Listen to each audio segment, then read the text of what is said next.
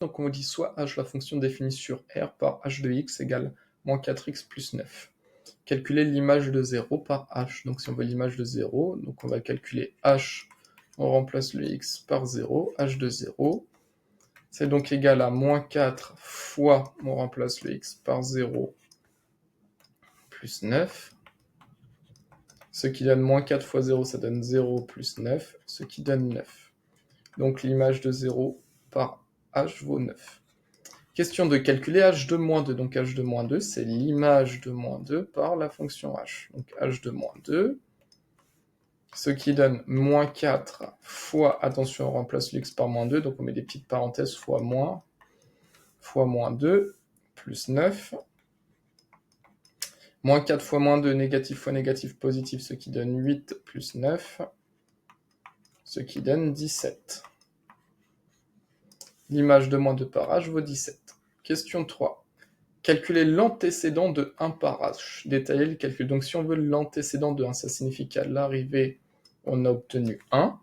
Et nous, la question, c'est quel nombre on doit choisir au départ, que vaut le x, pour que l'on obtienne 1 à l'arrivée. Donc on cherche x pour que, ou tel que, ou pour que h de x soit égal à 1. Nous, on cherche le x pour que h de x vaut 1. Or, h de x est égal à moins 4x plus 9, égal à 1.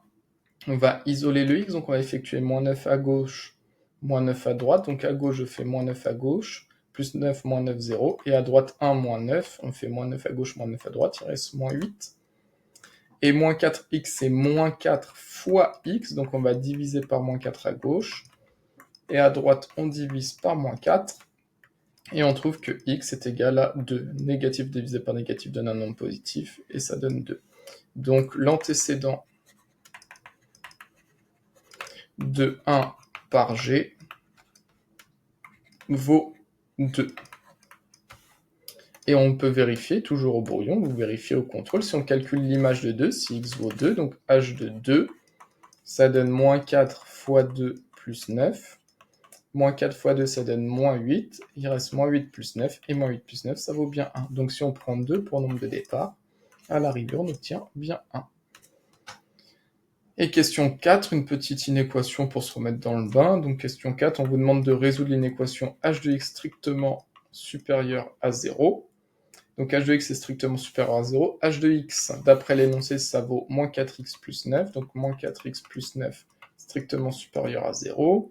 On effectue moins 9 à gauche, moins 9 à droite. Et moins 4 fois x, on va diviser par moins 4 à gauche. Et on va diviser par moins 4 à droite. Mais attention, vous savez, lorsque l'on divise par un nombre négatif, le sens de l'inégalité change. Attention ici, parce qu'on a divisé par un nombre négatif.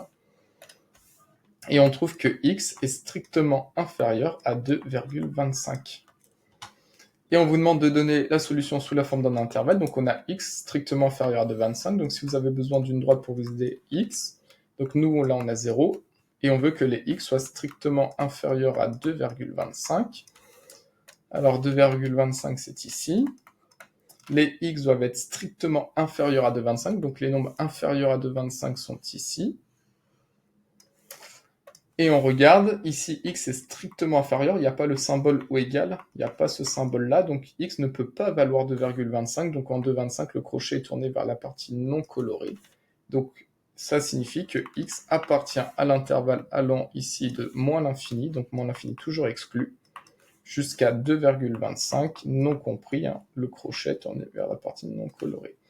Voilà, x est strictement inférieur à 2,25, les nombres inférieurs strictement à 2,25 vont de moins l'infini à 2,25 exclus. Voilà pour la correction de l'exercice 3.